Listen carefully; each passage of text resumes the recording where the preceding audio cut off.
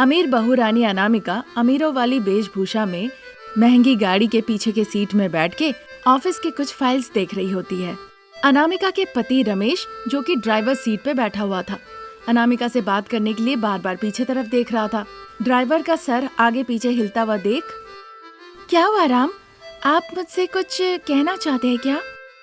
हाँ अनामिका, मैं तुमसे बात करना चाह रहा था, पर तुम वक्त ही नहीं दे रही थी। कम से कम अभी थोड़ा वक्त मिल जाए तो। हाँ कहिए। पिताजी ने मुझे फ़ोन किया था, कह रहे थे माँ की तबीयत ठीक नहीं है, घर रास्ते पे ही पड़ता है, तो एक बार जाके मिल के आए। आपकी माँ अभी मर नहीं जाएगी और मेरे पास वक्त भी नहीं है, उधर ऑफिस में मेरी मीटिंग भी है। ठीक है, फिर मैं तुम्हें ऑफिस ड्रॉप करके उनसे मिलने चला जाऊंगा। बिल्कुल नहीं, आपने शर्त मानी थी तभी हमारी शादी हुई थी। आप सब कुछ भूल गए क्या? अब बीच में ये माँ पिताजी को क्यों बुला रहे हैं? बीच में घुसना नहीं, बेटे होने का फर्ज है। जिम्मेदारी इतनी ही थी तो शर्त मानने से पहले सोचना चाहिए था। मुझे लगा था तुम मुझे समझोगी अनु। मेरे पास इतना वक्त नहीं है कि मैं इन लोगों के बारे में समझने की कोशिश भी करूं। वो तुम्हारे सास ससुर है अनामिका, इसीलिए हर महीने राशन का सामान भिजवाती हो। उफ, ये रास्ता जरा देख के संभाल के चलाओ तुम। ऐसा कहकर अनामिका फिर से अपने फाइल्स देखने लगती है। रमेश की आंखें नम हो जाते हैं और फिर वो मन ही मन, माँ मुझे माफ कर देना, तुम्हारा बेटा पति बन के बीवी के पीछे घूम रहा है। अनामिका को न चिंता है और ना ही फर्क पड़ता है। इस तरह सोचकर वो कार चलाने लगता है। ठीक उसी वक्त अनामिका के मायके में उसकी माँ अनुजा सोफे पे बैठकर अपने आंसू बहा रही थी। पिताजी रमन आंसू बहाते बहाते कांप रहे थे। उनकी अमीर बहुरानी वसुंधरा उन पे चिल्ला रही थी और उसका पति मोहन चुप बैठा था। मेरी बात लगता है आप लोग सुनेंगे नहीं, ऐसा कहकर वसुंधरा सासू माँ अनुजा जो नीचे गिरी हुई थी उनके पास आती है। सासू माँ के बाल को पकड़ के खींचते हुए हॉल से उन्हें दरवाजे तक ले आई। बाल खींचने पर अनुजा को बहुत तकलीफ होती है। निकल जाइए, आज से मेरे घर में आप लोग नहीं रह सकते। अनुजा के आंसू देखकर भी वसुंधरा को थोड़ी भी तकलीफ नहीं हुई। फिर वो गुस्से से ससुर जी रमन के पास आती है। देखिए, अगर मेरा हाथ उठा तो ये देखने में अच्छा नहीं लगेगा। मेरे घर से अभी के अभी निकल जाइए, हर महीने मैं पैसे भिजवा दूंगी। ये सुनकर रमन जहाँ पे खड़े थे वहीं पे खड़े के खड़े रह गए। ये देखकर वसुंधरा रमन का गर्दन पकड़ के उन्हें धकेल के बाहर निकाल देती है। अनुजा तब तक उठ के खड़ी हुई थी। पति रमन को गिरते देख जल्दी से जाकर उन्हें गिरने से पहले ही पकड़ लेती है। रोते रोते देखती है बेटा बिना कुछ कहे हुए चुपचाप खड़ा है। तब तक वसुंधरा उनके कपड़ों के पोटली लाकर उनके मुंह पे फेंकती है और दरवाजा बंद कर देती है। अनुजा रमन रोते रोते एक दूसरे का हाथ पकड़ के उसी रास्ते से धीरे धीरे चलने लगे। दुखी होकर फुटपाथ के एक सीमेंट के बेंच पे जाके बैठ जाते हैं। उधर अनामिका की गाड़ी तब तक फैक्ट्री के पास जाके रुकती है। राम, तुम भी मेरे साथ चलो और मीटिंग में बैठो, चलो। नहीं अनु, मैं कहीं नहीं जाऊंगा, मैं यहीं पे गाड़ी में बैठता हूँ। वो बात नहीं है। अनु, कार पार्किंग के यहाँ सीसी कैमरा है ना, उसे तुम ऑन कर दो। मैं कहाँ पे हूँ तुम्हें दिख जाएगा। उसके बाद अनामिका बिना कुछ कहे गाड़ी से उतर के अपना फोन और फाइल लेके अंदर चली जाती है। अनामिका फैक्ट्री के अपने रूम में बैठकर कंप्यूटर को ऑन करती है और सीसी कैमरा का भी स्विच ऑन करती है। वो देखती है रमेश कार के पास खड़ा है। उसके मन को तसल्ली मिलती है, फिर वो काम में लग जाती है। उधर दूसरे तरफ मिट्टी के घर में रमेश की माँ शारदा बुखार से तड़प रही थी और बिस्तर पे लेटी हुई थी। पिता प्रसाद जो उनके बगल में बैठकर पंखा चला रहे थे। अजी, बेटा आया? नहीं शारदा, वो नहीं आएगा। हमारा बेटा अगर चाह भी ले तो अमीर बहू रानी आने नहीं देगी। तुम बेटे के लिए इस तरह तड़पो नहीं, मुझे छोड़ के मत जाओ शारदा। ऐसी बात नहीं है जी, मैं आपको छोड़ के कहाँ जाऊंगी बताइए। और अगर फिर भी ऐसी परिस्थिति होती है तो मैं आपको साथ लेके जाऊंगी। वहाँ पे भी आपके बिना मेरा टाइम पास कैसे होगा। दोनों के बीच इस तरह की बातचीत चलती है। दिन निकल जाता है। शाम होती है तो अनामिका फैक्ट्री से फिर से घर के तरफ रवाना होती है। रमेश चुपचाप बिना कुछ कहे बस गाड़ी चला रहा था। तभी अचानक से अनामिका देखती है कि फुटपाथ के एक बेंच के ऊपर उसके माता पिता बैठे हुए हैं। उन्हें देखकर वो परेशान हो जाती है। राम, गाड़ी रोकना, ऐसा कहकर वो गाड़ी रुकवाती है। जिन्हें उसने देखा था जल्दी से गाड़ी से उतर के उनके पास जाती है। अब तक वो बेंच पे दुखी बैठे हुए थे। जैसे ही अपनी बेटी को देखते हैं उनका दुख और बढ़ जाता है।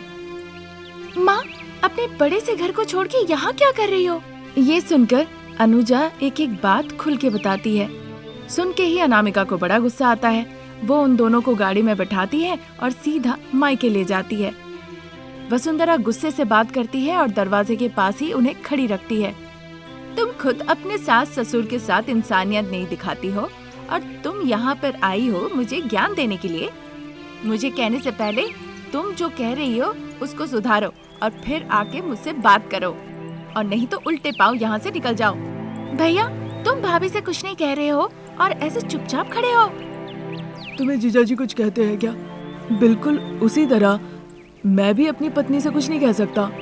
देखो अनामिका, सिर्फ अमीर बेटी होने की बात नहीं है, मैं अमीर बहू भी हूँ। अब तुम्हारी सासू माँ के पास पैसे नहीं है इसलिए तुम उन्हें कीड़े मकोड़े की तरह सोचती हो।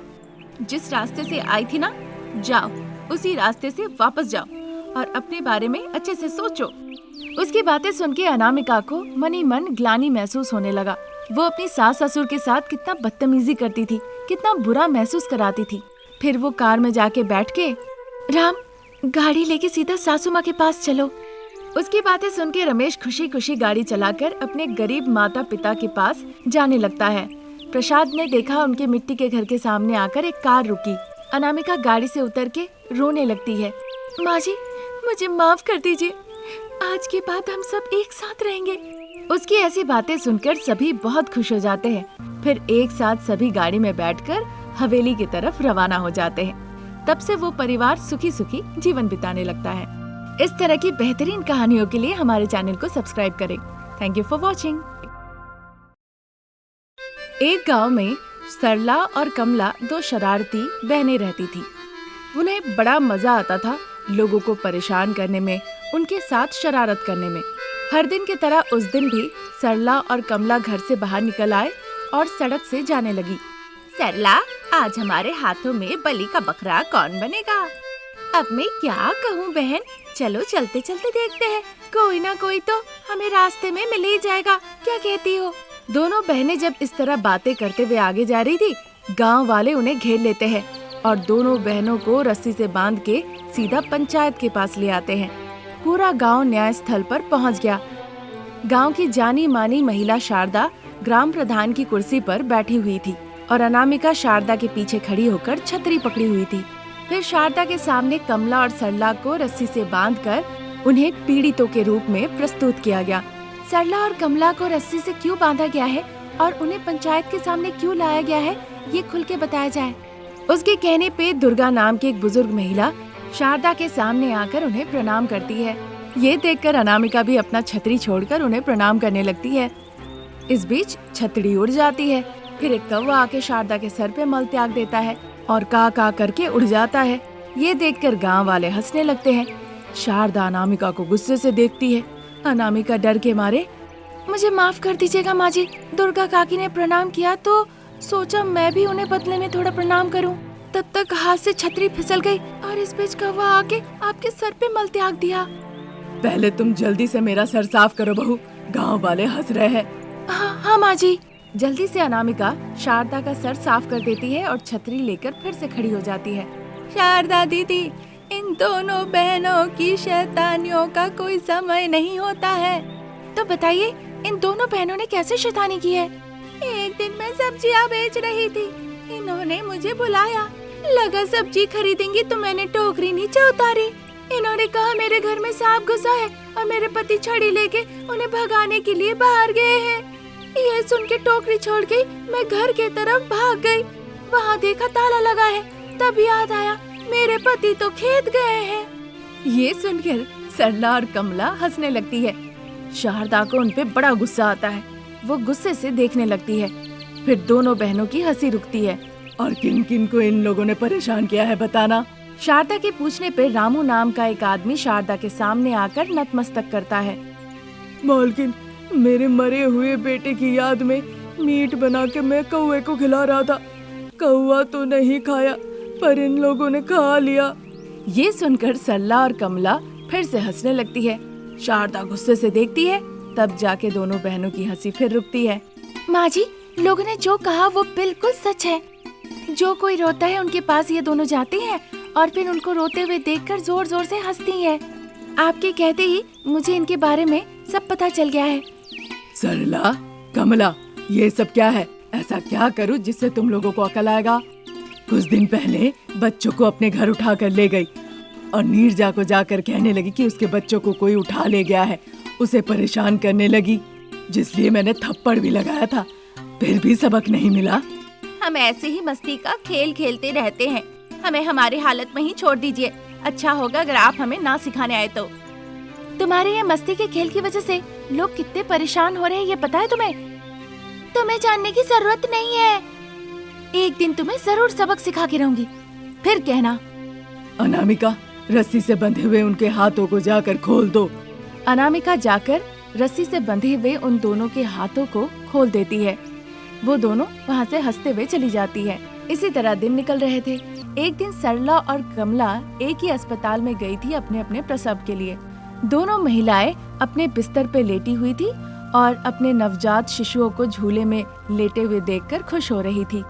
ये बात जाके अनामिका सासू माँ शारदा को बताती है। माँ जी, सरला और कमला दोनों बहनों को सबक सिखाने का तरीका ढूंढी हूँ मैं। अगर हम वैसा करेंगे तो वो जिंदगी में कभी किसी को परेशान नहीं करेंगी और आज्ञाकारी बन के रहेगी। कैसी तरकीब है बताओ बहू? अभी अभी उन्होंने बच्चों को जन्म दिया है। उन बच्चों को उठाकर हम अपने साथ लेकर आएंगे।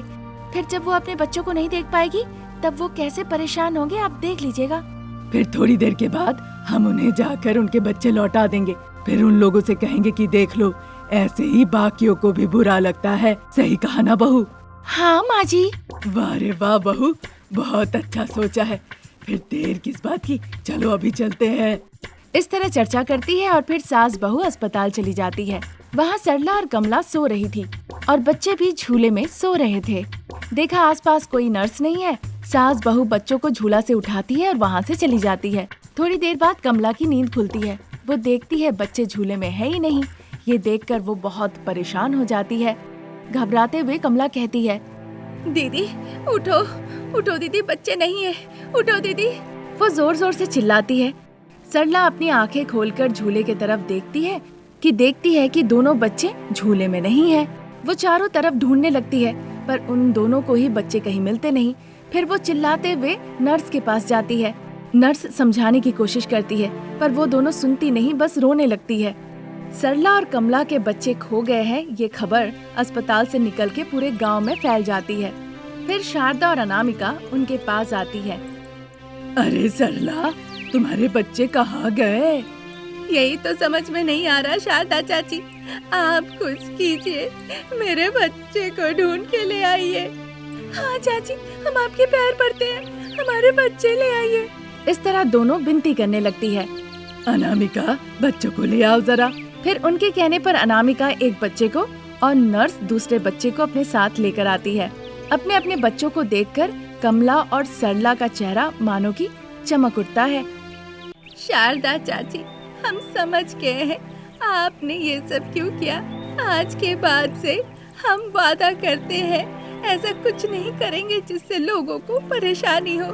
हाँ चाची, हम सिर्फ अपने मस्ती के लिए इस तरह से लोगों को बहुत परेशान करते थे। आज के बाद से हम कभी भी लोगों को हम परेशान नहीं करेंगे।